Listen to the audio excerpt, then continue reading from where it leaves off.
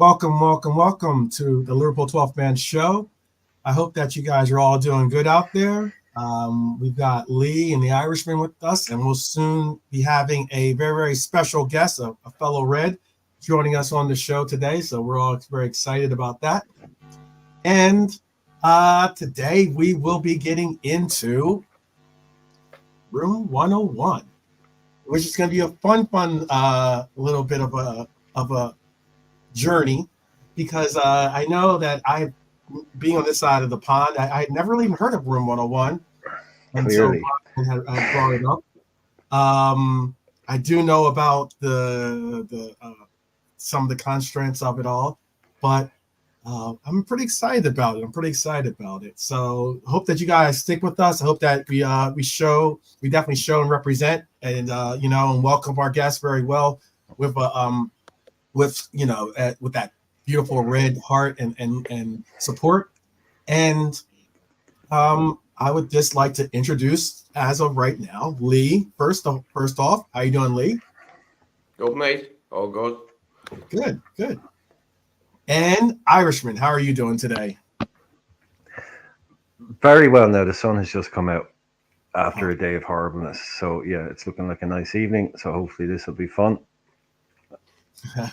Big up definitely. What's up? We're bringing it back to the 2000s. Yes, exactly. Here, start hearing the Budweiser, something like that. The frogs.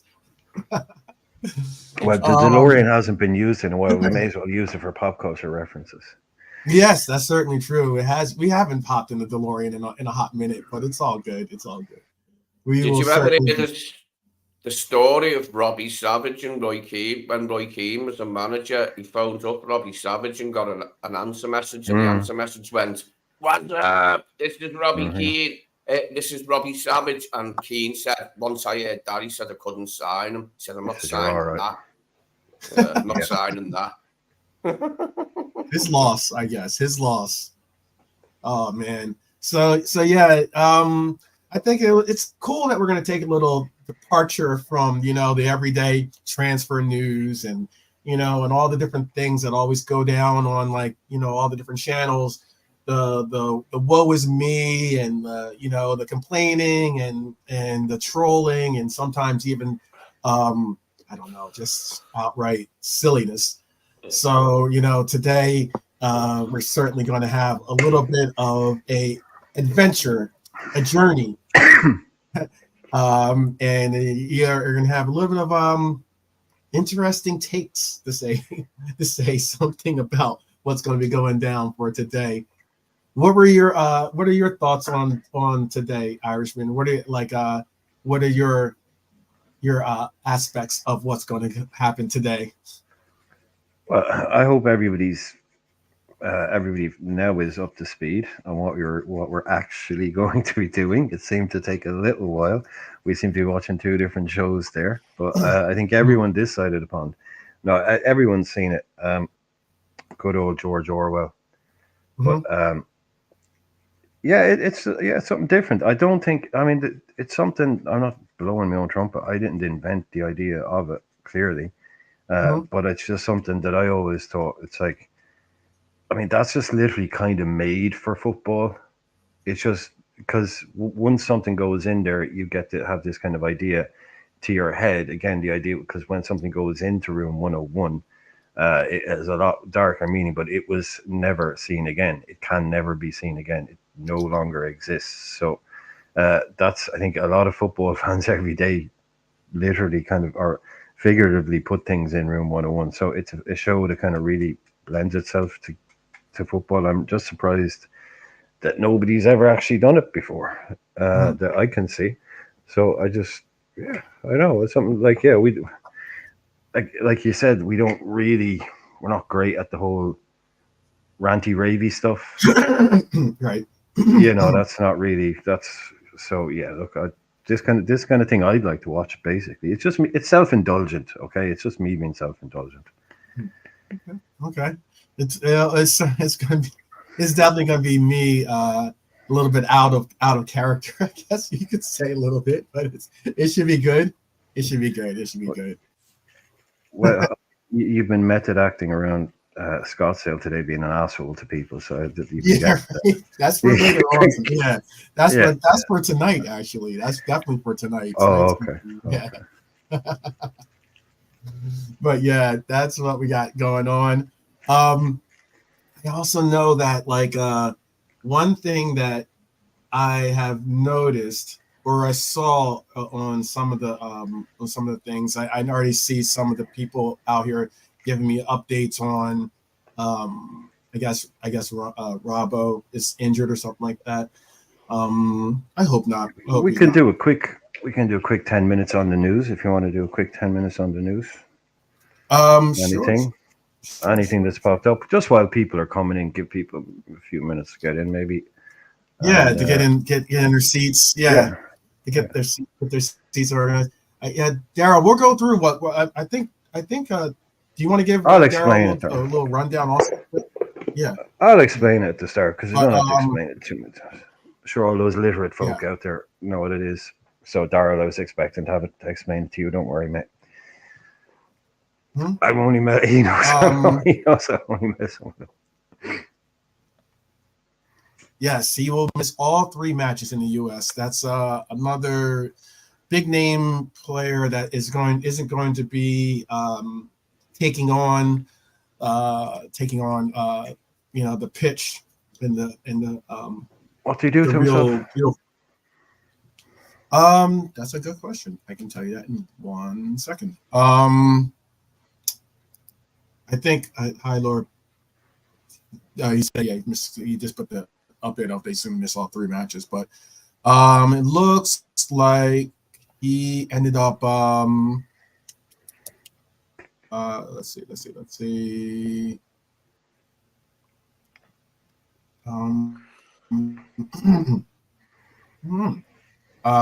doesn't really say. It just says he's out for he'll be out for the tour.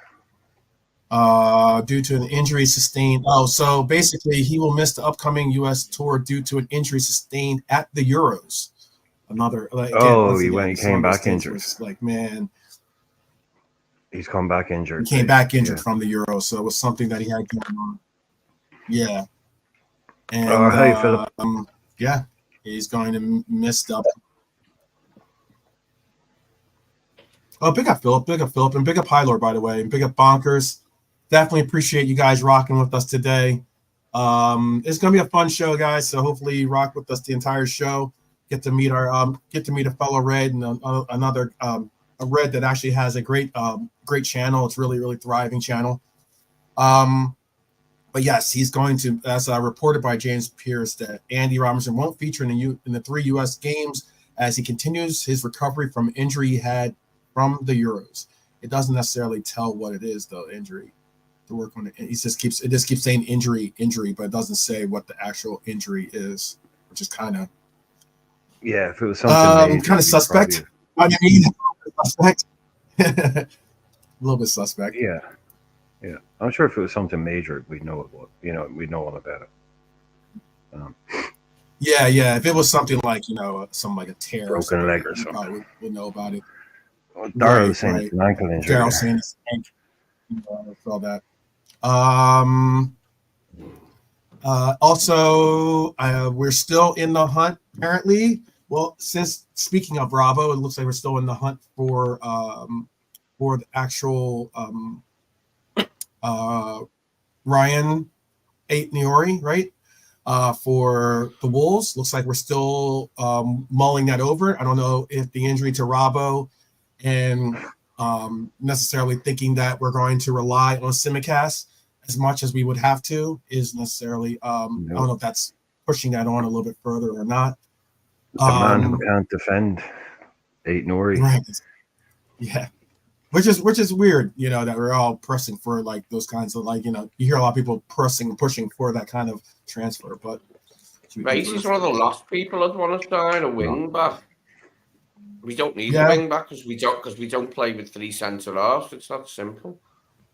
Yeah, like maybe with a Wolves team, he did look very impactful, and he looked like he was like one of the top performers in a system, like he's saying, that's set up to kind of get the best out of something like that. But in a back four, if you need, look, we're away at Bayern, you know, we need to sit in and defend for half an hour.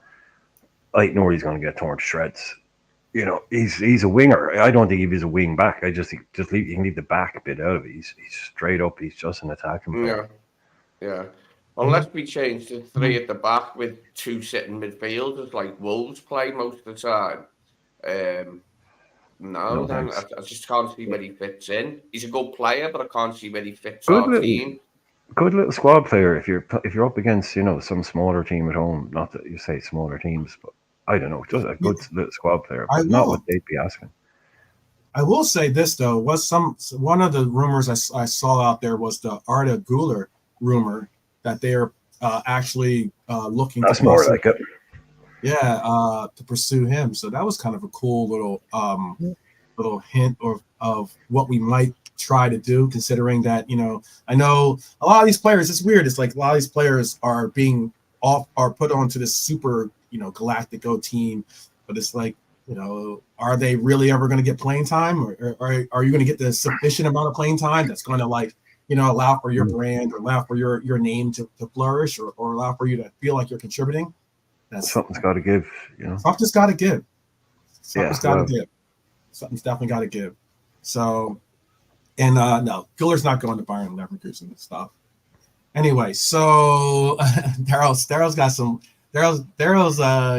wild takes sometimes with some of the people that he brings out there. But big up Daryl. We all love Daryl. They might loan him if they lost. Again, that's a real domino. That's a real domino job. If they lost Florian Wirtz, then they might get him on loan for a year or something like that. But if they're going to buy him, I mean, they're going to have some, I would assume, some money to throw around and a lot of cachet at the moment in terms of being able to attract.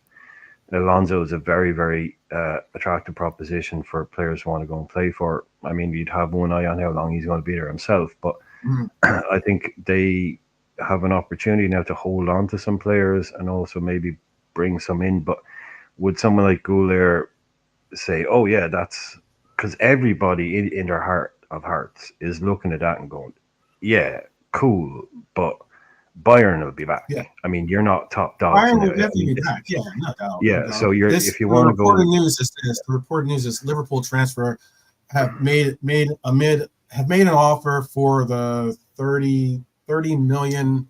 It's $33 million. So that's like US dollars is what the report is coming in from. But whatever that the transfer or whatever the relation that is to pounds, I don't know off the top of my head, but they've put it out there that they're making him an offer he can't refuse, and also trying to interest him into coming to the Reds. That's what the report is out there. That was reported yesterday or 2 days ago, actually. So, and they've made the transfer offer to Real Madrid. So it should be pretty cool. The only way I could ever see him going to Leverkusen is if Leverkusen was like, "Look, here we go. We'll hook you up. We'll hook you up with one of our top prospects. You know, you can get a taste of, Xabi Alonso. You can get a little taste of what he has to offer, and then next year you can come be our coach. You know, and coach him yourself. Yeah, exactly. Not getting him for that price. No chance you're getting him for that money. So, unless there's, and that's not enough for him. But hey, look, it'd be nice. I'd have to look to see what his buyout clause is, but we'd have to see. But yeah, he's a good player. He's definitely a good player. He's a player that we all would like. He's a fantasy player. He's a fantastista, as they say. He's the kind of player that brings the entertainment. He brings, bums on seats, as they used to say. People through the door. He's one of those guys people want to go and watch him play. That's what it's about at the end of the day. One of them on each side. That's how it used to be. You had a solid team. You had a couple of tricky wingers on each side that were quality, entertainer type flair players. That's what you always wanted if you could get it. And Güler is one of them. So bring him in. Get him in, man. Pick up. hopefully Andy can see the message I left for him. Just give us a thumbs up when you are ready to. Okay, sounds good. Our guest has arrived, people. Our guest has arrived. So let's bring him in with no delay. Hey. Hey, Andy. Hey, lads. How's it going? Excellent. Thanks very much for coming in, Andy. Oh, thanhanks for the invite. Appreciate it. No problem at all, man. No problem at all. How are you guys doing? Excellent. yeah. Excellent. We got all parts of, we got Ireland represented here. We got Liverpool represented. We got America represented. You know, we're all over the world, Nice. globally connected. I love it. Definitely so. Definitely so. Oh, man. And so, go ahead. I was going to say it's a very interesting idea. I mean, I know Room 101 is obviously like a thing, but it's like there's so many grievances, like really minuscule grievances that I'm just dying to get off my chest. But like, what way does it work? So do you guys have to vote? Or like if one person suggests putting something in Room 101, the rest have to vote on a yes or no? Is that it? All will be explained. Yes, Brian. Do you want to? Yeah, if you want to hit the button and go. If Andy, if you're ready Yes. to start the show, yeah, I know you've only got an hour, so if you have any time left over, we can chat. But again, yeah, just super. Look, just thanks for coming in, absolute legend, and we'll get on with it, and we'll do the small chat afterwards, small talk later. So anybody in the chat that doesn't know, it's Room 101, which thanks to good old George Orwell there, he invented that for us. And like Andy's saying, I think this is made for football. I mean, it's literally like it's what football fans do every day is I just want to get rid of that. I want it gone. So the idea is that if something goes into Room 101, it is never seen again. It disappears. It's gone. It's finished. So Right. Everyone here has the opportunity to nominate. You've all got 5 things that you've thought about. So we're going to do 5 rounds each. So we'll go around and you get to basically give your pitch for why your thing is what deserves to go in Room 101 more than the other 2 guys. This is the one. This is going. You got to convince me because I choose. At the end of each round, I'm the one who chooses what goes in Room 101. The chat will play along and get their bits and pieces. So we'll basically, I'll be telling you, Andy, I have your list, what you'll be doing. So you'll be doing your first choice. You give your pitch on that. You go as long as you want. You get into it as deep as you want. Then Lee, then 12 man, and then we'll go back around and back around. And there is a kind of a bit of a game to it where the idea is to try and end up with the most of your suggestions in Room 101 at the end of the show. So we'll add them all up at the end of the day. So we'll kick it off if you're ready to go. And your first choice, Andy, is colored nets. So tell me and tell everyone else why colored nets should be in Room 101 and never seen again. Okay. I think that when Liverpool had the colored nets during the Suarez and Sturridge era, I think those red nets aesthetically, I wouldn't say ruined a lot of great goals, but they took away from it. I just feel like you can't properly appreciate it. It's like, is it wide? Is it? Oh no, okay, no, it's in. Like there's a clear, like I know it's a goal when it's white nets, but the red nets, blue nets, checkered nets, even worse. And I'm just like when I look back at Suarez and Sturridge, particularly, who scored some great goals during that era before Klopp came in, I just can't help but being like, boxy red nets.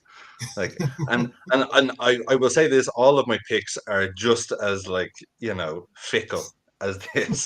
So it just I don't know if it annoys other people the same, but it really really irritates me when I see just red. I suppose I had. It's the red ones that bug me as a Liverpool fan. Like if I don't really care. I suppose if another team, if I can't see their goal properly, but if I can't see Liverpool's goal properly, then that's going to annoy me. So I'll say Liverpool's red nets if I can even update it. Okie dokie. You've got some support there in the chat already. Okay, so yeah, I know. Well, that's a good start. That's what we need. That's what we need. So yeah, no, you've got Healer saying fuck yes, -11. I'm not sure what that means. Put it in the room. I know what he means.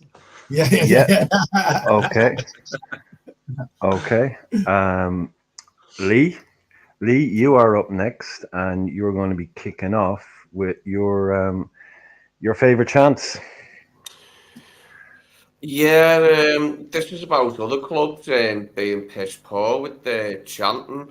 It could relate to anything, but just generally just a football chant about how good your club is and what trophies your teams has won. I mean, there's only one club really that does that properly, and that's us.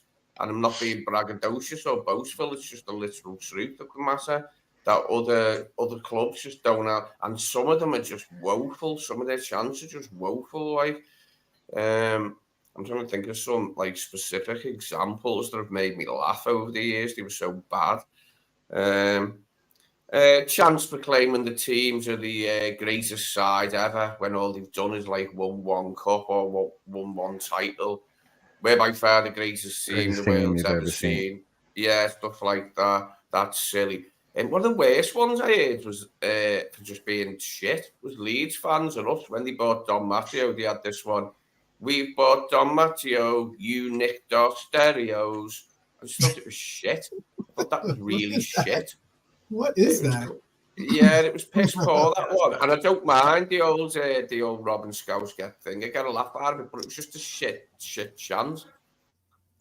And sometimes I like Leeds, like, you know what I mean? I do actually like Leeds, but that one was particularly piss poor.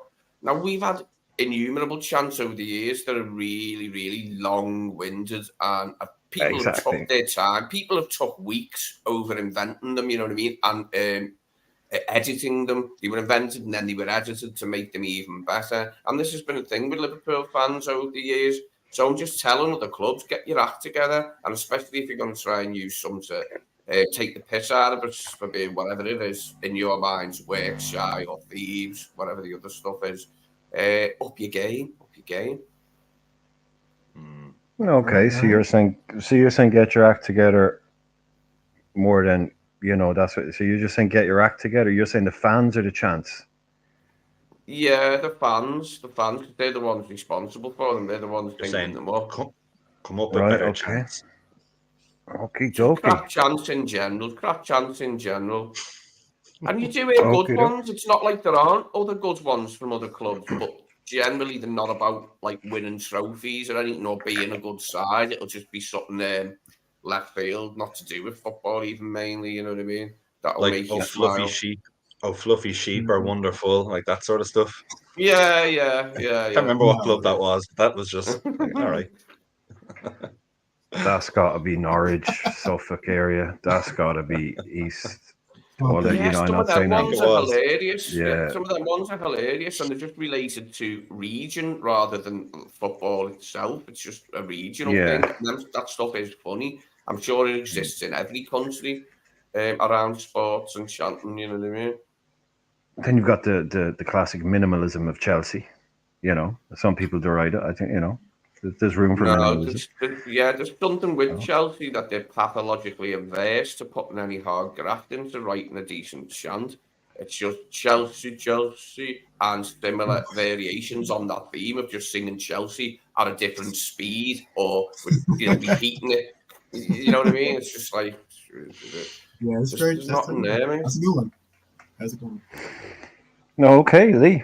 Okay, nice one. So 12th man, it's your first whatever American sports reference you want to use, and you were going with who do you support today? Yes. I'm going with who do you support today? And what I mean by that is, look, some may see supporting more than one team as completely acceptable, and others might call it hedging your bets. Okay. I think the number of people that have jumped on the LC bandwagon when we were good. I understand the bus has gotten definitely packed with a few names out there, extra people on the bus here as we ride along. But I can't say that supporting more than one club, in my opinion, is mad. If you're going to actually have to come up against that team in a cup or in pursuit of the league, or in pursuit of Europa or Champions League, it's like, what do you do when those two teams meet up? Do you wear like two jerseys? Do you cut one in half? Yeah, exactly. Have half one this, half one that. What are you doing? What are you doing? It is absolutely incredible. I know personally when I've seen people say, "Oh, I love AC Milan." I'm like, "Good for you, great," but you don't support them. I don't know how you could have in 2005 have watched that Champions League game and been like, you know what? I'm gonna really root for AC Milan. I'm also gonna root for Liverpool. Doesn't make sense, people. It just doesn't make sense. Were you crying at the end, or were you crying with tears of joy at the end? There's a big difference. There's a big difference.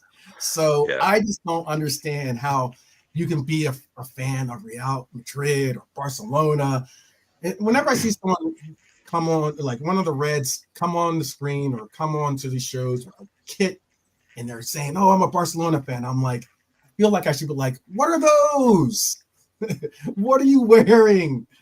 Because honestly, you just gotta ride with your team, and that's. And is that?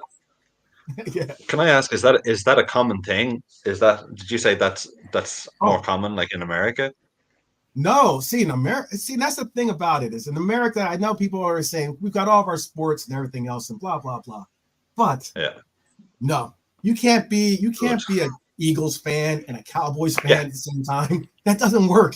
You will be ostracized from a family very quickly. I'm glad to hear that.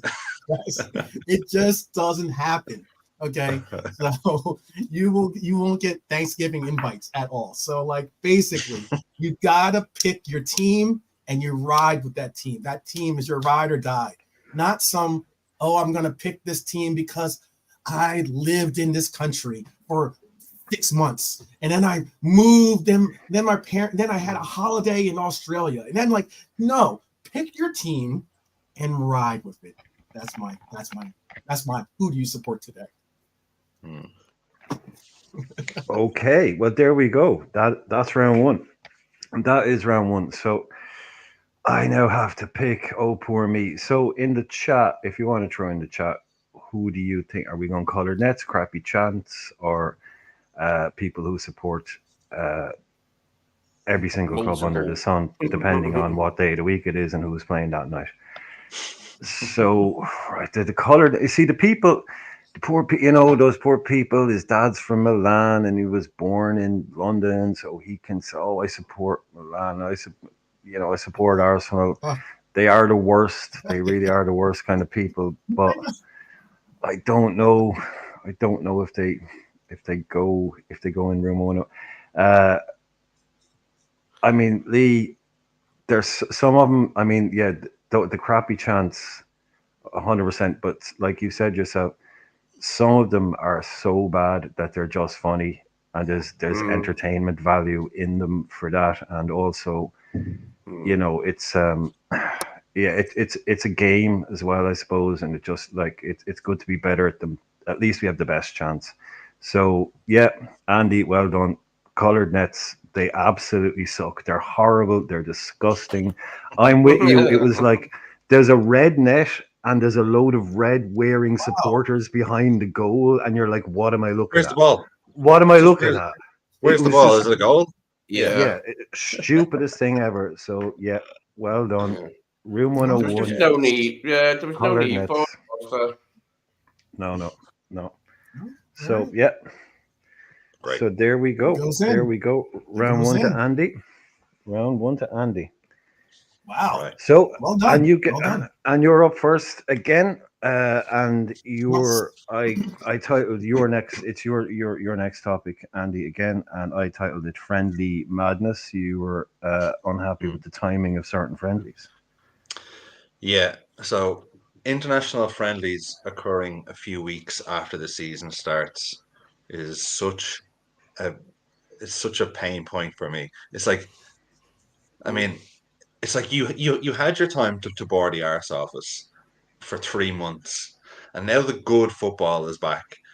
Like now, free flowing teams with chemistry football is back. Not like this sort of low scoring, boring, and I don't hate international football. Like I enjoyed the Euros and stuff, But to come back and be like, finally, like after crawling through the desert, it's like, okay, the league is back. Finally, there's domestic football, and then you're only there for about 3 weeks. Then it's like, no, and friendlies as well. I mean, like there's a like if it's some sort of qualifier or something like that, maybe. But to just come back and then you're off again for an international friendly. There's always injuries. It's usually Robbo. He'll come back injured, and it just drives me mad. It's like at least wait till Christmas or something like that. But like you're back like game week 3, and then it's like, oh no, it's the internationals now for 2 weeks. Just like it just drives me mad. So yeah, I'd have to give it that. I just think why. It's kind of Okay, funny. nice. He is injured. It is. He is injured today too. He was just announced that he is injured. By the way, I don't know if you knew that or not. Of course, like unbelievable. Oh wow. Well, that's that. That's short. Lee, you are going up. You are next up, and it's everyone's favorite, Phil Foden, inspired crappy haircuts. Copycat kids with their crappy haircuts. Haircuts. Well, this business started like when I was a kid with the perms and tashes, like with Graham Souness and that. Like, I told you my own stepdad had one for Paris '81. There he is in pictures around Paris, like with a perm and a tash. And it was quite popular in Liverpool, but it was popular right across Britain, I think. You know what I mean? Even women had the perms. Obviously, women didn't have moustaches like the perms were not all popular in the early 80s. Yeah, but this was a particularly loathsome fashion thing. The perm and the muzzy, like it was awful. It was a fashion faux pas, like to have that on your head. It just didn't look good. Phil Thompson and Phil Neal had blonde ones. They looked even worse than the dark-haired ones, the blonde perms. Like my stepdad had a book with signatures in, and it had Phil Thompson and Phil Neal's signature, and they both had perms on their picture with the signature on. And Phil Neal looked a right swat, as did my stepdad in Paris with his. But then you come forward to like the Beckham era, where Beckham had innumerable haircuts in a short space of time, and people started copying them in the high street. But it was when you go out for a pint, I started noticing people like with Beckham haircuts and that. They copied him when he had the big fin on his head and stuff like that. And I hated it. There was a lad round here. He went, "Do you want to come out for a pint later?" I went, "Yeah." And I said, "Oh, on one condition though, you flatten that thing on top of your head, because I'm not walking around town with you with that on your head, regardless of whether you're buying the ale or not." And he did as well. He flattened it down, the Mohican thing on top of his head, because I asked him, because he looked a wanker, and I didn't want to be in town with him like that, regardless of him buying the ale.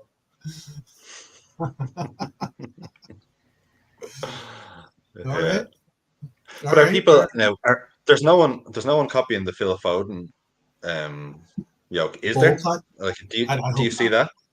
No. The whole bowl. I reckon. Yeah. I reckon Lee would have to go to. Yeah, I think Lee would have to go to enemy territory to see the Foden cut. I think suppose, no one around those parts would be copying that. Yeah, good point. But I like the problem with Foden is I think he's copying. I mean, I think it's that kind of, I'm too kind of, I'm too tough to care about having a fancy haircut. It's just cut it short. It's that kind of thing. But the little. Yeah, like stop buzzing. Like I remember, I'm going to get nostalgic about this. I'm supposed to say nothing. So Lee, that is you.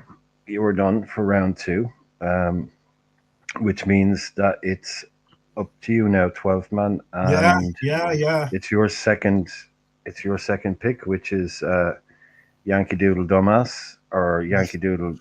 Oh, sorry, I messed that up, didn't I? No worries. Yankee effing Doodle. Yankee effing Doodle. Yeah, so off we go, my friend. Off we go. I know.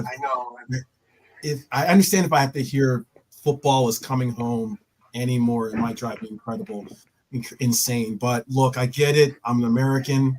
You might not that term might not necessarily relate to it and everything else, but Americans can know and love and appreciate soccer. And yes, I called it soccer. Why I say I called it soccer is because the English literally made up the name. I get made fun of simply because, oh, you're American. What about soccer? What about soccer? And I'm just like, first off, it's your word. We didn't make it up. We didn't do anything. We didn't invent it, you know? I mean, 1863, people. That's how long you have to go back when the word was made up to go against Football Association, Association football and rugby. Two things I love and adore as well. I get it. Every time you say soccer, they automatically go, American. You don't know football. Well, then don't make up words that you don't want to use, because you go to Australia, part of the British Crown, right? They still say soccer. You go to Canada, they still have the royalties face on the money. And guess what they call it? Soccer. So, all the same, please get over yourselves. People in the world, it can be a shared concept of loving and knowing the game. Doesn't matter where you are, but Yankee effing doodle to that. That's how I'm going to put it. Yeah, it's like okay, we've come up with this word, and then Americans start saying that word. It's like, well, we don't say it anymore. Exactly. We learned it from you. Yeah, exactly. It's like, what do you want us to do? What do you want us to do? Yeah. Yeah, I get it. Let me get this order back in here real quick.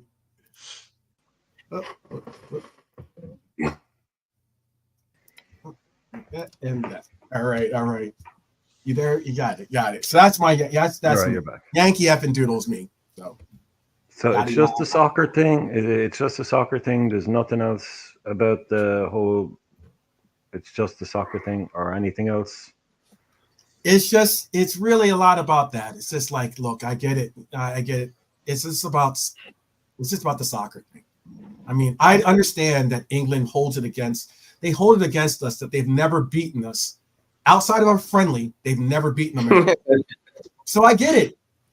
That's your way of getting back at us. You're like, to give us a word. Can I ask, is it just about the word, or is it the fact that word means that Americans don't know anything about football? And that's the perception. Do you know what I mean? Yeah, you see, I'm thinking the same thing, Andy. I need to know what I'm ruminating on here, Yeah. As they say.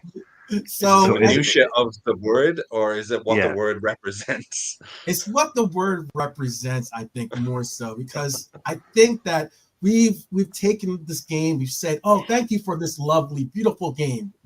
You call it soccer? Cool. We're going to call it soccer too. And all of a sudden you're like, oh, wait, you're going to call it soccer too? We're not calling it soccer anymore. We're going to call it football. And now we're going to make fun of you every time you bring it up. It's like, come on, guys. Really? Are we doing that? Are we really doing that? That's my point. This is a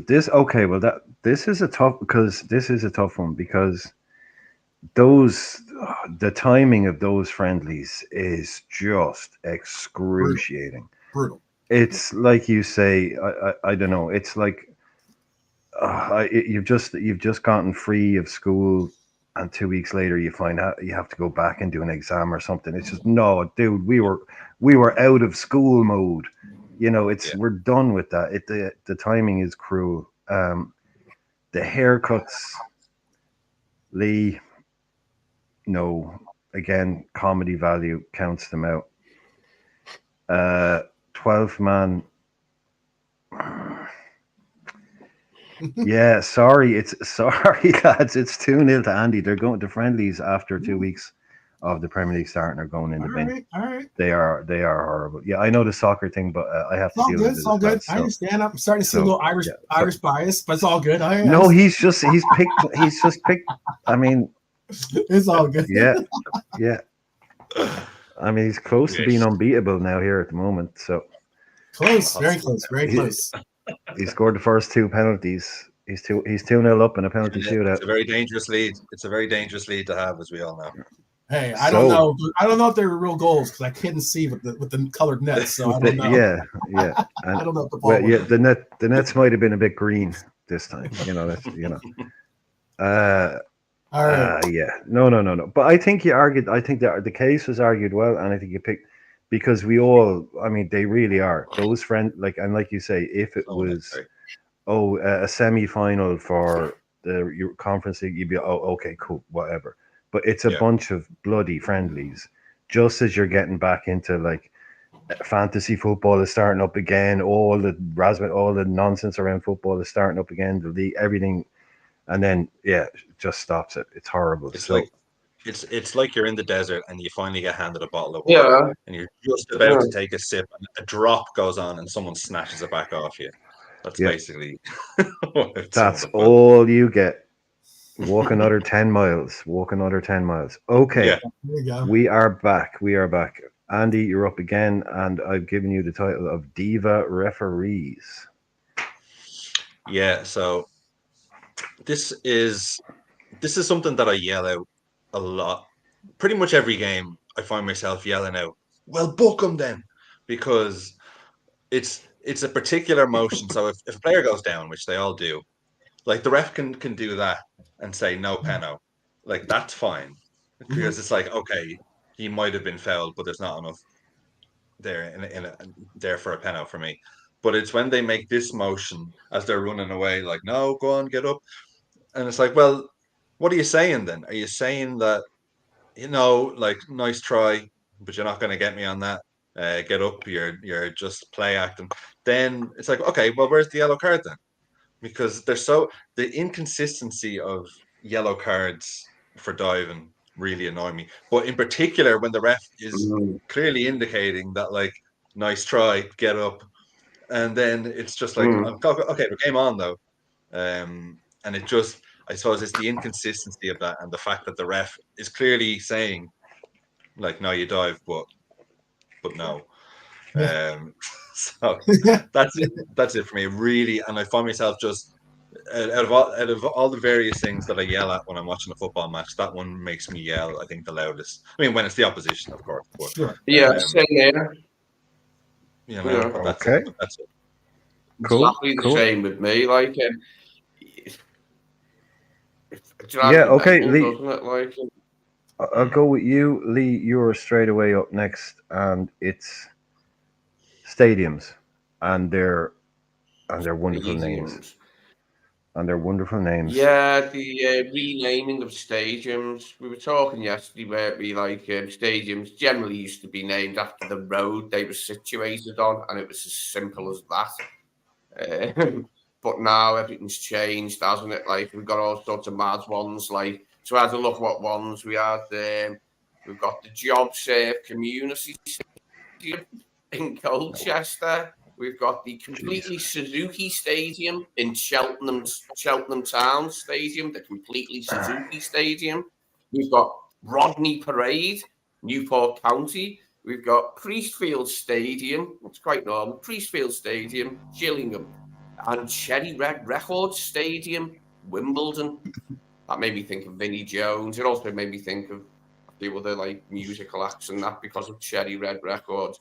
But there's a lot of weirdness there. So I thought Rodney Parade made me think, Rodney Parade in Priestfield Stadium made me think of Rodney Dangerfield parading around dressed as a priest. Maybe he was going to ride Suzuki to the complete Suzuki Stadium, but he changed his mind and rode a Kawasaki to be awkward. But Vinnie Jones, who was there because of Cherry Red Records in Wimbledon, he was dressed as a shepherd, and he did drive a Suzuki to the completely Suzuki Stadium, did ride. Well, he took the money for doing it, actually, you know what I mean? He could have rode a different bike, but he rode a Suzuki to the completely Suzuki Stadium. And then, finished. Okay. Not finished. This is one called the Eco Power Stadium in Doncaster. Now there's loads like that now, isn't it called? The what, sorry? Oh, yeah, okay. I know it's a thing and that, but it still makes me laugh, when they're called that, these stadiums, so I imagine Vinnie Jones turning up from Wimbledon as some sort of eco warrior in Doncaster, where the Eco Power Stadium is, and installing like sort of solar panels and that, like as some sort of eco warrior, and maybe getting a can of cheese with as his reward for his noble shepherdly duties, because he is dressed as a shepherd in this endeavour, Vinnie Jones. I don't know why. It just popped into my head. But yeah. Okay. Mad. Okay. That's what they'll do to you. That's what they'll do to you. I'm kind of with you on that, Lee. Particularly, are you? Well, I was gonna. I lost some halfway through, Andy, but yeah. There is. Well, I was going to say it's the brand name that bugged me. Mm-hmm. Go ahead, Andy. Go ahead.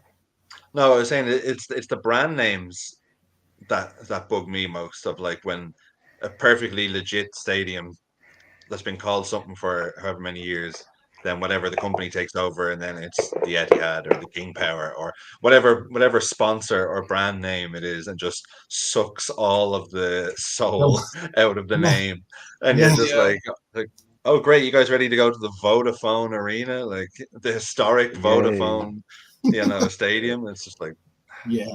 The King Power tickled me on an infantile level, because it's just a weird sounding name, and it's the one thing you usually associate with kings is power, isn't it? Like King Power, we've got King Power here. I suppose it is implied. I suppose. All right. Okay. Yeah. So that's. Okay, I have to. I'll yeah. Okay, thanks.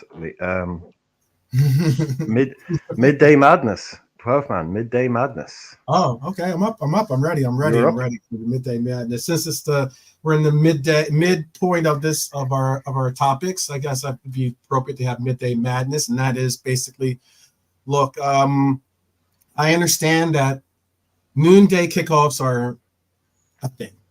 I get it. I understand. But one thing I can say is that with noonday kickoffs,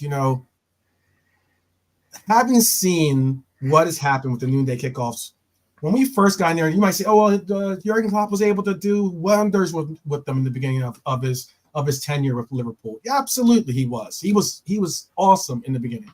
That's also because we weren't in the Champions League when he came to this team, so we had plenty of time to not worry about it. I mean, we won 5 out of 8 12:30 kickoffs in our first 2 seasons with Jurgen. Great, fantastic. When we got to Champions League, we won 1 out of 8. Okay, there is a big reason why that happens, and that is called rest. Look, you might say, "Oh, well, then you want to be a big team, you got to wear the big boy pants, you got to do the big boy things." Well, guess what? I don't have a problem with that. But at least allow for everyone else to have to do the noonday kickoffs, not just us. You might say, "Oh, well, like, hey, well, then what is the record, or who was doing stuff and everything else during those times?" Look, we were in a title run, and we had 6 noonday kickoffs. You know who had the closest? 5 of them, which is a lot. But that was also Manchester United and Everton. Now, I don't know about you. Manchester United, I give it. They're a big boy club. Everton? Really? 5? So I go, then where's Arsenal? Where's Man City? Oh, yeah, that's right. Man City had 3. I got you.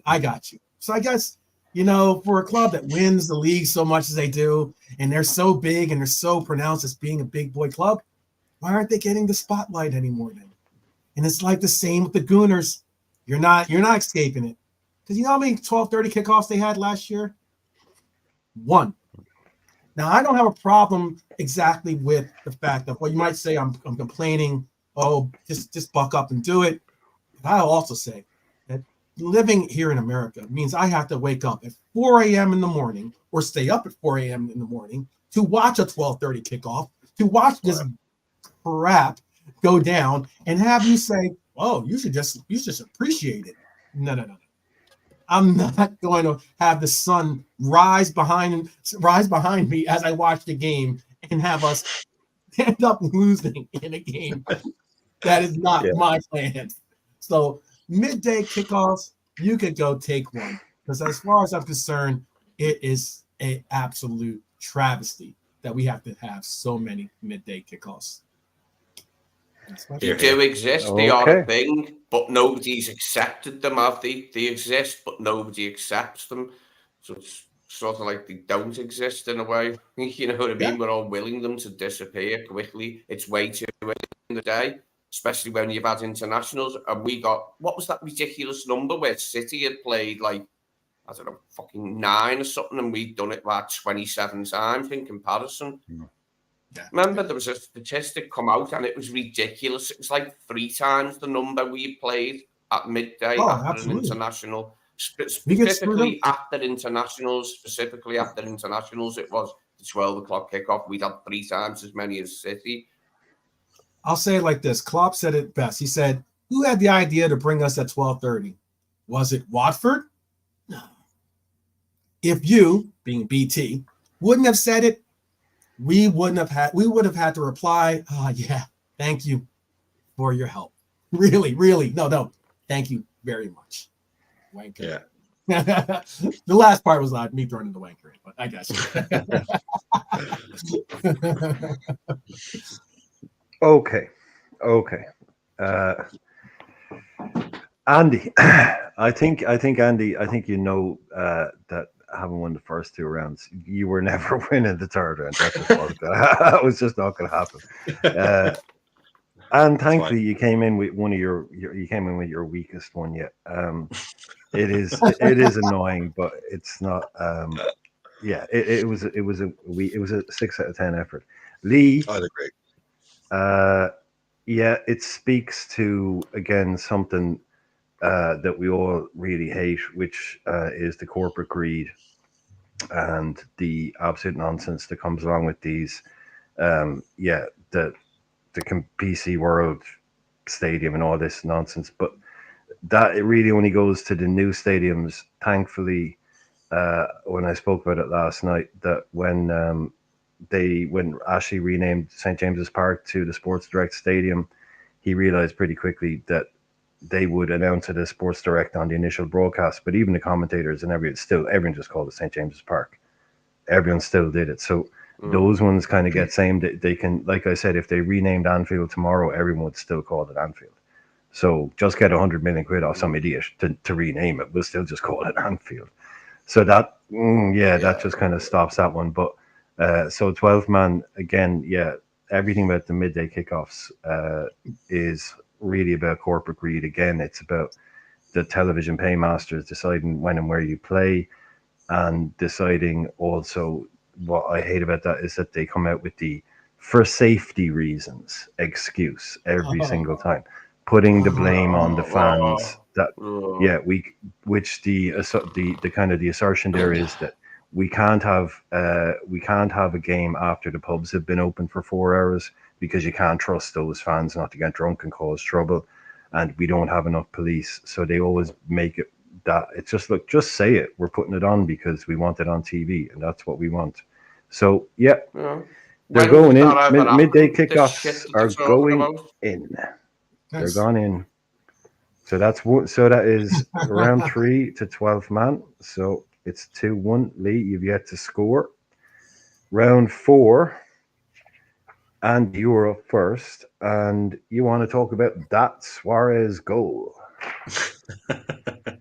Yeah. Now look, I realize now that mine are very niche, these ones. So I don't know how successful I'm going to be in this round either. And this again is just something that it might only bug me, but it's just went on social media when something's referred to as that goal, or here's a look at every angle from that assist from KDB. Here's that goal again. Here's that interview. Like we don't even need to say which one, because everyone's talking about it. So let's show you that goal again. And I don't know why. Again, I'm just being very cynical here, but literally just that, writing the word "that" in all caps on a social media post. I'm not winning this round at all. That really bugs me. It really bugs. That's awesome. Like, and do you know what? Yeah. I had a list of 10, and I narrowed it down to 5 when I gave it to you, and I thought, no, the other ones are probably a bit too, like, I don't know what. But I realize now I should have picked some other ones instead of this. No, these ones are better, dude, because Okay, it's better to hear your personal little bits and pieces rather than I hate referees. It's yeah, like you could say VAR, but Yeah. no. yeah. Well, look, that's it. I've gone with it. I'm sticking with it, and it does drive me absolutely mad. I don't know why, but yeah, that goal drives me mad. Okay. Very good. Very good. Okay. So we're getting through. We're getting through. So Lee, you're up again, my friend, and the title of yours is "You've Only Won One League." Yeah, it's a needless repetition of an idea by people. Tautology is a word for it. Tautological tripe, and tedious at that. You get it all the time in comment sections, and when you take them up on it and say, "Why is this a valid? Why is this so?" Then the titles from before the name change don't count. You don't get a reply. You don't get an argument. All they do is just repeat themselves and say 1PL. Like that's winning the argument. So I mean, it's an absurd notion. We all understand this, innit? Like it's ridiculous. What I was arguing about this with this Chelsea fan one time, he was trying to say that because the titles I'm talking about were in his lifetime, they didn't count. But I said these titles were in my lifetime. Like when Liverpool won the league in 87, 88, it was one of the greatest seasons I've ever seen. And you're telling me that doesn't count anymore because it was under a different name. I mean, this is ridiculous. Like, what are you on about? But yeah, you get it all the time, don't you? Like, and it's just like I say, palpable nonsense. These people do essentially know that they're talking out of their backside, which is why you never get like replies about it from them saying this is why it doesn't count. Or all they say is it doesn't count. They don't explain why, and it's a load of bollocks in it. Like it is absolute nonsense from them. I don't know. Like I've said to them, do you apply that to other trophies as well? So when trophies change name on the regular, like, do you have that opinion that they've not been won before? You've only won one milk It's cup. stupid, isn't it? Yeah. I mean, you can take it to them places, can't you, if you want to, in the argument. Yeah. Like, I mean, Real Madrid are the name they are because they've won so many European Cups. Whether it was called European Cup or Champions League, it's the sheer number of them. Nobody says they've only won like 7 because the other 6 were bloody like years ago, do they? People give them their due and say, yeah, they've won like 13 or 14. Yeah, it's ridiculous. Like, it's just like, when is relevant then? Is it just 5 years? Is it the last 10 years, the last 20? It doesn't make sense because like people are of different ages. I'm 50, I'm 51 now, you know what I mean? I've been alive a long fucking time and I've seen a lot of footy and it still counts, the footy that I seen when I was younger and the titles I saw won. Yeah. Good point. Okay, very good, very good. And now we've got you, 12th man.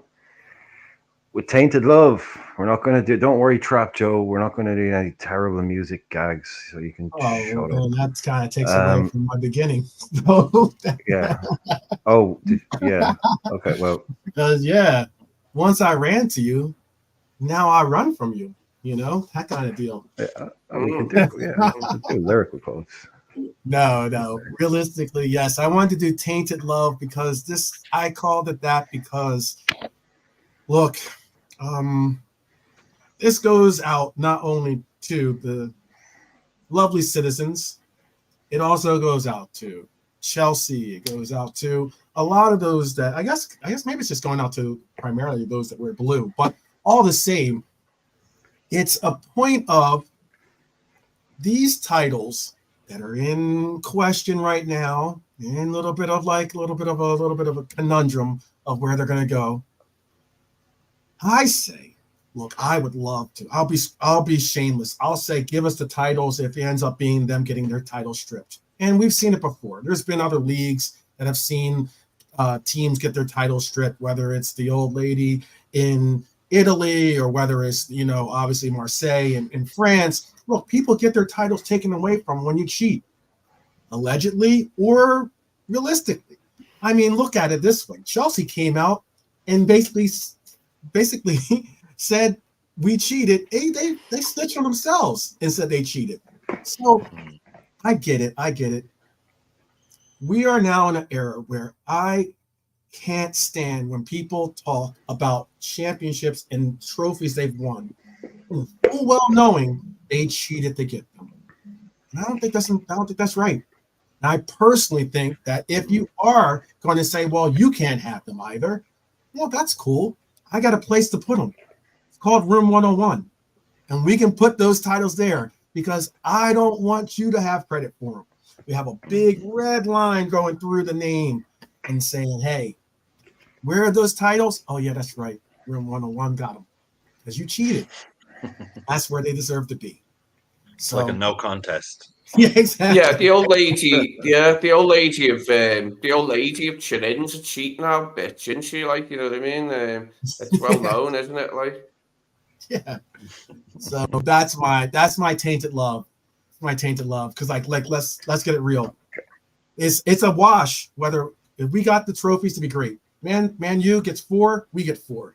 That's a nice little haul. But if we're not going to do it that way, awesome. Put them in Room 101 and shut the door. I'll say it that way. He's getting really. I don't want to say unkind things about like old ladies, but the old lady at Turin, she's like the head of a crime family, like bloody Ma Baker or something, like, isn't she? Yeah, maybe that. She sounds fun. Yeah. Okay. Right. Andy, I'm 100% with you on the capitalization of the word dash in Twitter stuff from Sky Sports. It makes me want to burn the internet and throw my computer out the window because it is egregious. 12 man, we 100%. Those things shouldn't be. They shouldn't be on the books for anybody. But I think the one that stops that is the fact that they can be expunged from the books. But I can't not give it to Lee for dickheads saying you've only won one league title. Yeah, absolutely. Dickheads saying you've only won one league. Get in. Room 101. Be gone. Okay. So that's round 4 to Lee. We have a game. We have a match. They've got a leg to stand on, have they? You've not got a leg to stand on there. No, exactly. They don't. They literally, it's like, so when does time start? So we're round 5, final round, and back to you, Andy, to start. Now, it was, like you said, it was a bit enigmatic, a bit idiot, so I just called it pointy, shouty guy. But yeah, 12. That pretty much sums it up. Okay, cool. So, do you know what? It's just every time there's a close-up of a player, I've noticed it more and more of them. They just randomly, like, if you keep the camera on someone for long enough, they'll just randomly shout, "Hey!" And you just and I'm not convinced that there's always someone at the other end of that "hey" as well. That, like, and Pickford's the worst for it as well. You know, where it's like, I'd like to see the eye line. I'd like to see the camera go from your eye line. Like, sorry, who exactly are you saying "hey" to there? And actually, what are you trying to get their attention for? It's just like, and it's always, and it's never like, "Oh, come on," or like, "No way," or like, "Oh, oi," even give me oi. But it's just, it always seems to be just "hey," and then like 10 seconds of silence. And I don't know what it is, but I always just want to go "ah" when I see it. And like, I don't know. It is a thing, isn't it? Yeah, it is a thing. Yeah, it's a very, very small thing, but the fucking just "hey." I don't know what it is. I've seen it so many times now that it's like death by 1,000 paper cuts. I've seen it so many times now that each one I'm like he's talking to no one there. When they do it and someone turns around and then they point, it's like, what? Yeah. Good argument. Something that happened 50 yards away, 30 seconds. You're going, pointing at it. It's they're weird. They're weird creatures. It's like, yeah, I saw it, but I decided not to give it. Like, oh, okay.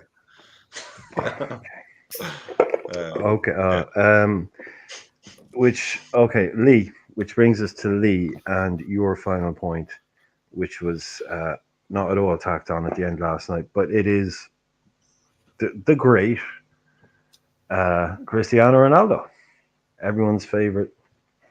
Whatever. Yeah, I've never liked Ronaldo.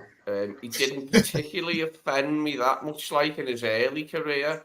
But then, like, as it went on, he's just, like, really got on me nerves. As I said yesterday, there is only one Ronaldo. That's why this CR7 bullshit was conceived, to actually confirm who the fuck they're talking about. Because Ronaldo was Ronaldo Nazario, the really good Brazilian striker. It ain't him. Now it's becoming, people do still call him Ronaldo, but they prefer to use that CR7, don't they, as fanboys? As fanboys like to do that. But I mean, did you see his statue? Did you see that statue of him? Oh, mate, that was hilarious. It looked nothing like him. Now, I've seen other statues that look nothing like people, but it was award-winningly bad, this statue. There was him getting Rooney sent off in the Euros. Remember that, when he blew the kiss or whatever at the camera, saying, yeah, the badge is off here, like, with me crying and getting the ref's attention, which he had. He basically got Rooney sent off for bugger all. But Rooney's a fuckwit anyway, who's going to get sent off for fuck all, you know what I mean? Because the man's got a spud for a head in more ways than one. But yeah, there's that, and then there's just too many adverts featuring the bucktooth simpleton when he was, like, at the apex of his career. You couldn't turn was that Rooney or Ronaldo without seeing him. No, Ronaldo. Ronaldo's the one with the buck teeth. You know what I mean? It was just like, cannot get away from this prick, and I don't like him. Don't like him. Plus, he's allegedly a rapist. Like, so, you know. So 12 man. Yeah, you are up last. Yes. It's up to you, and up to me. Your, it's up to me. Final title well, it's appropriate that I have this. You can have this subject as ambitious minds is what it was, which is what I chose. Ambitious minds, indeed. That is your so yeah. Final point of the show. So we're currently at 2 for Andy, 1 for Lee, 1 for 12 man. Mm-hmm. So it's probably it's all on this. Yeah, it's all on. It's good. I mean, I gotta have ambition, I guess, huh? I gotta have ambition because, I mean, look, the definition of ambition is a strong desire to do or to achieve something, typically requiring determination, hard work. Well, here's an ambitious virtue. Find a new word to those that keep using ambition for our club. We need more ambition for the players. We need more. Though that player needs more ambition. Do you realize how hard it is to become a professional player? Stop. As we all watch them play this game, stop saying that. You're doing a disservice to the word, okay? When we see these guys coach or maybe even own the team, stop saying, oh, we need more ambitious owners. Tell me more about an unambitious billionaire, okay? Look, I get that we have these high hopes and we have high expectations and everything else about what we want to see from our club and with our team and these players, the whole nine. But we got to keep it realistic sometimes because that's just not ambitious to say something that is irrelevant, okay? That's exactly what it is. It's a word that I see used time and time and time again. And it's just one of those things where I'm just like, I don't get it. I can understand it. I would call myself ambitious because I am an American. Talking about football, yes, or soccer, whatever part of the world you're talking about. And here I am with my fellow Reds doing a show where I want to say, hey, we should all be supporting each other. We should all be on this, you'll never walk alone, actually meaning something, the whole nine. But often the times I'm getting surrounded by the word ambition. And it makes me just go, what are we talking about? What are we talking about? I just want to say, let's be ambitious and buy a thesaurus and find it that way. That's my play. That's my play. Find a new word. Please find a new word. Drive. Yeah, there you go. Yeah. Okay. Right. Okay. So that's probably the most difficult one. I mean, is it an open goal to put Ronaldo? Just put because that's the obvious thing to do. Just put Cristiano Ronaldo in room 101. But as much as I agree with that. Or just put a statue in. Just put the statue in. You can leave Ronaldo outside it, like. Just put the Sue in there, maybe. Yeah, he's in. Yeah, it's going to have to be in. Well done, Lee. That's it. Yeah, Ronaldo goes in room 101. I've got the opportunity. I won't get it again. I'm putting him in. So that ties it up. And not yeah, ties it up. 2-2. 2 for Andy. Like a penalty shootout situation in this sort of situation, is it?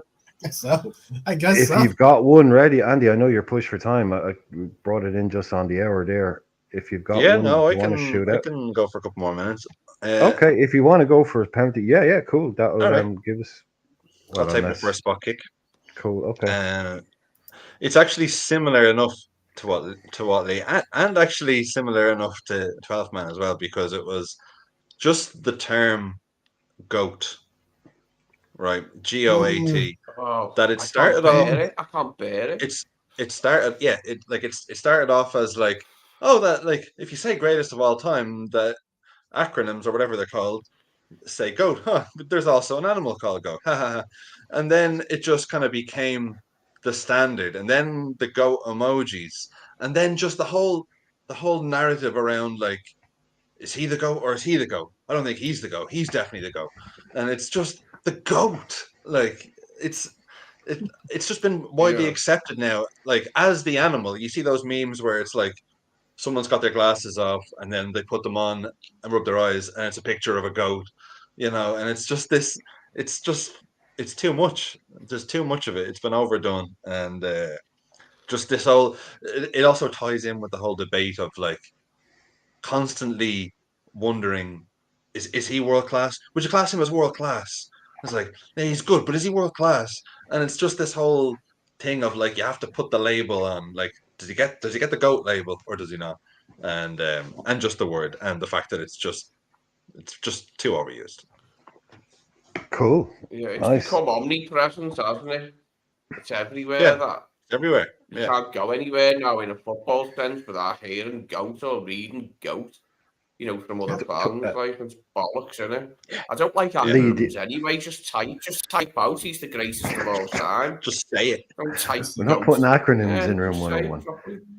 I will admit that I've gotten I actually put the little GOAT emoji for when Messi won the World Cup, and someone tried to flag me thinking I was calling them an actual GOAT. And I'm just like, what are we doing, people? Like, what are we doing? They thought I was trying to do some derogatory, like, sense of saying he's an animal goat. Like, oh, he's called him a barnyard animal. Like, get him. He's like, you've gone too far. You've gone too far. How dare you? Okay, has anyone else got one ready to go? Another, because if I mean, I'm not in the penalty shootout, so that's I didn't figure. I don't know if I get it. Show it. Lee, are you? Step up. Yeah, I'd love one. Lee, have you got one more? Yeah. Yeah. Let me just quickly think. See, this is where you got to get your brain work. We can give you time because I know you. Just thinking.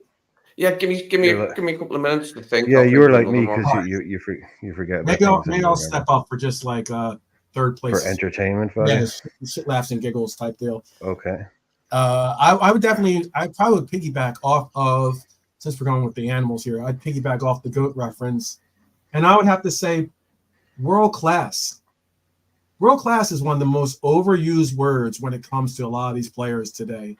World class is like one of those cases where you hear it for every player, and eventually you're like, well, I get they're a part of the world, but that doesn't necessarily mean they're a world-class player. Like, what is our definition? Do you think they're defining world class as in like if there was one super ultimate 11, they'd be on it? You know, like what's the definition? Yeah. Like, Well, what's the the way definition? If it's that way, then that would mean there will only be one player if it's world class in each position or something. Right. Yeah. So you can't say, oh, Kane is world class and so is Lewandowski. They play the same position. Which one's world class and which one's pretty good? I suppose they're saying it in the sense of like would this player walk into any other team in the world? Like, is that the definition? But like, it's still the obsession over questioning. Like, you know, is he world class? Would you say he's world class? You say he's world class? I don't know. I'm gonna need an answer. Is he world class? I think it gets used in unfortunately, it gets used more in a derogatory, pejorative sense than it does in a positive sense. Oh, that guy's world class. It's more often used and say, oh, he's not world class. He's not world class. Yeah, he's not world class. Yeah, you hear that a lot more than you but that's just the internet. But the way I would do it, I would say, Andy, I would say you are putting together tomorrow a 23-man squad because 11 is too tight. So you're putting together 2 of everyone. Yeah. And if someone gets into that squad, I think you could genuinely say that to me would say, well, they're clearly the best 23 players in the world. So if they're not world class, and nobody fucking is, I don't know. Stop. You know, it's a horrible thing. It is, but I don't want to get into it. Think, Lee, have you got anything? Yeah, just terms in general used by the British sporting media, and one of them is war chest. It'll be a piece like insert name here's war chest. It would be an article, say, about Jose Mourinho's war chest. In many cases, it'd be about managers. They were saying we're going to have a war chest of a certain amount, and they had nothing of the sort. So half the time, it's bollocks.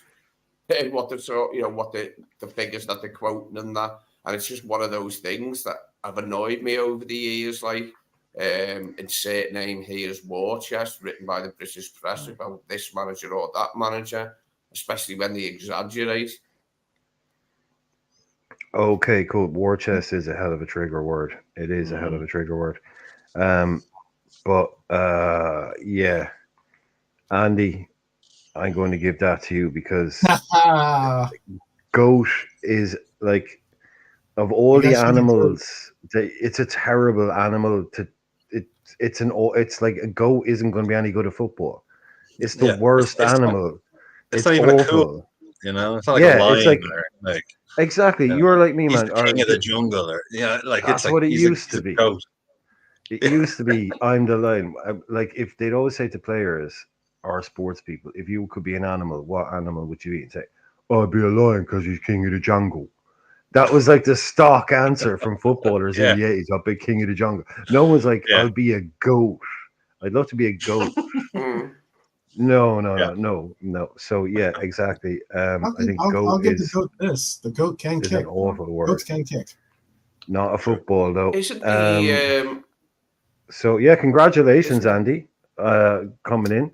You would in a penalty. Who could have thought? Who would have known to go to a penalty shootout? Unlucky, Lee. You hit the post, I suppose. You hit the post with your pen. So brilliant, nice one, lads. Up behind the goal, it put me off. Yeah, no, the goat thing is always annoying. That whole thing is annoying me as well. Could just pick a better animal. Yeah, it was like the goat in Jurassic Park. I get that it works, but don't use it. State. Yeah, if I don't know, if greatest of all time had also been an acronym for, I don't know, some kind of illegal activity, they would just don't. It doesn't mean you have to use it. Because goats are not good at football. Not good at football. So yeah, brilliant. Thanks, Andy. Well, you get FaceTime now. You get to get a little bit of time to say your piece. Tell the people about your channel if you want, or tell the people what you're up to coming up on your channel.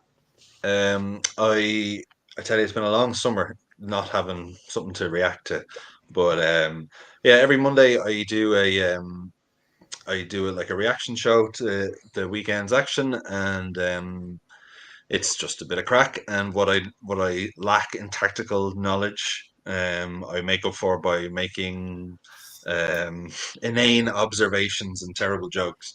But people seem to like it, so and if using you're into that, Simpsons clips.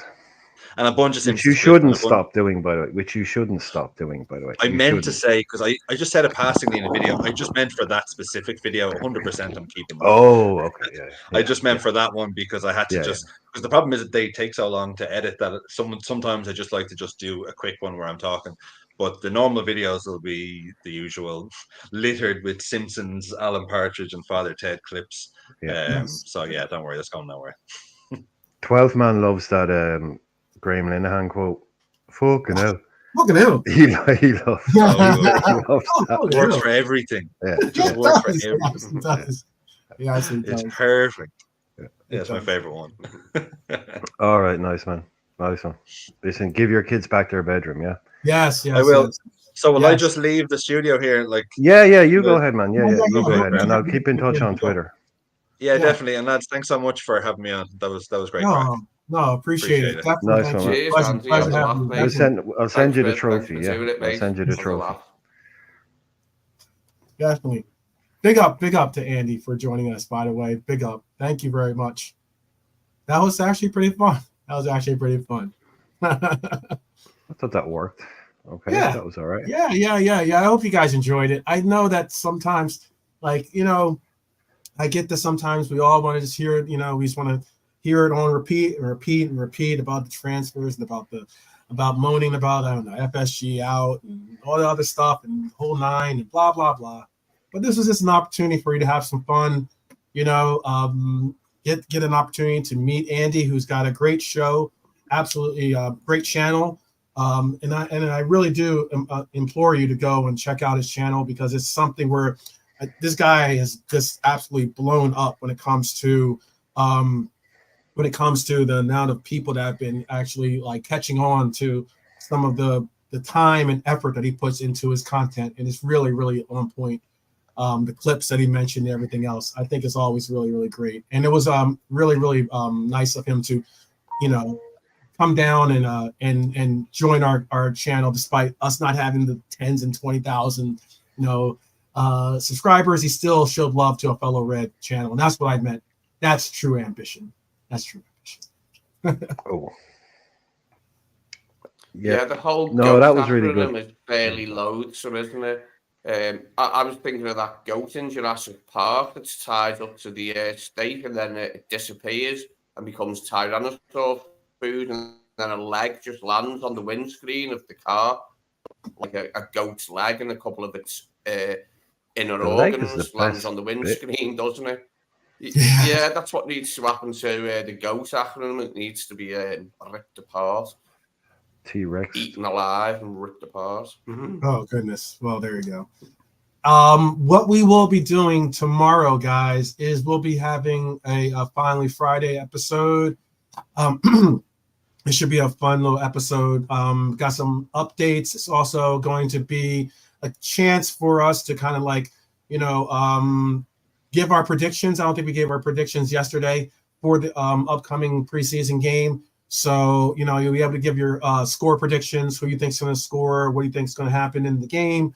And also, talk about whatever is on your mind. It's kind of like it's finally Friday. So that means it's finally an opportunity to, just get whatever's on your chest off and say what you want to say. So it'll be a fun show tomorrow too. Again, I can't thank enough Andy for coming on the show today.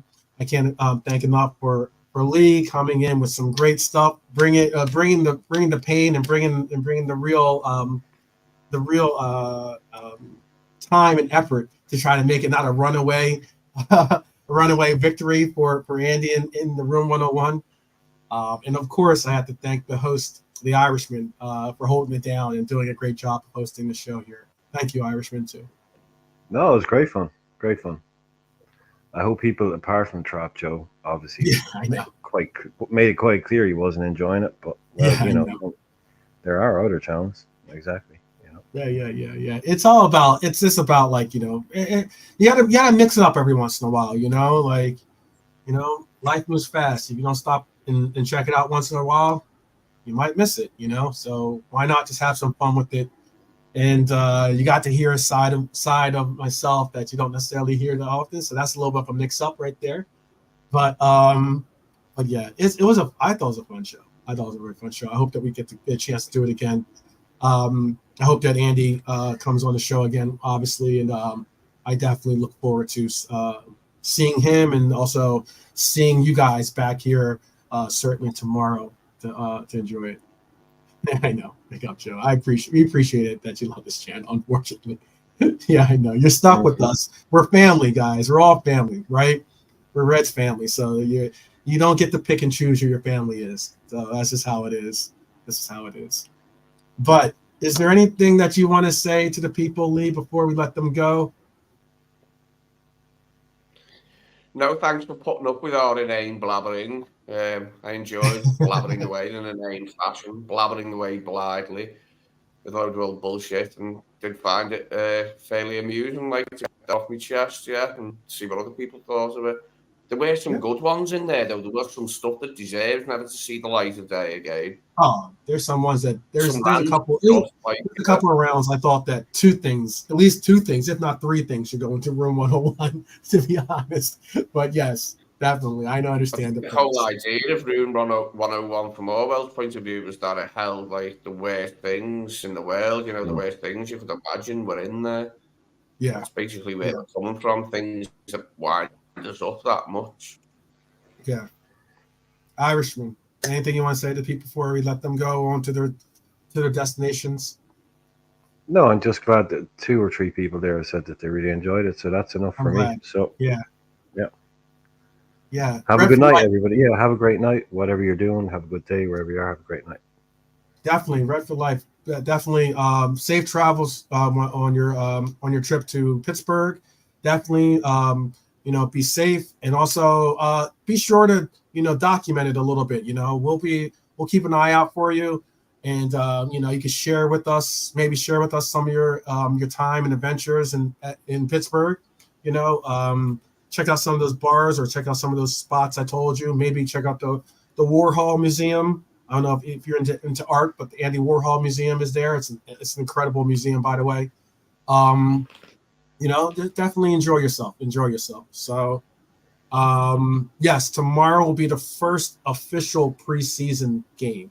It'll be the first official where you get to watch it. And I don't know what channels you'll be watching them overseas. I don't know if it's just LFC TV that's playing them or not, but maybe. But over here in the States, if you don't know, check out ESPN is going to have them. So it might be also ESPN overseas as well for you guys to be able to get an opportunity to see them. ESPN is going to cover all 3 games. The first game they're going to be covering on ESPN Plus, but then they'll have ESPN is going to cover both Arsenal and the Man U game. So that's pretty cool to see. I got to I saw your boy because Ian, because you know how Rushy's over there, and he was speaking with ESPN FC, and he was speaking with Stevie Nichols, and they're talking about the times, the enjoyable times, and everything else back in the day of playing with each other and everything else with the team, but Ian Rush is just basically saying that he's really excited about this, and he's already in Pittsburgh right now. I already told you about the charity event that he's going to be a part of, and he's looking forward to this thing. He's looking forward to a lot of these opportunities that the player's going to have tomorrow, and and he's looking forward to the fact that we're about to embark on a new era of this club. I really hope that we enjoy it. By the way, I hope that we all enjoy it in our own ways. So again, yes, check us out tomorrow. And I hope that you guys have a fantastic, incredible, spectacular Thursday, if not Thursday night, Thursday morning, Thursday evening, maybe early Friday morning. I don't know. But as always, I would like to say, up the Reds, people, up the Reds. And we'll see you tomorrow. Okay? Peace out.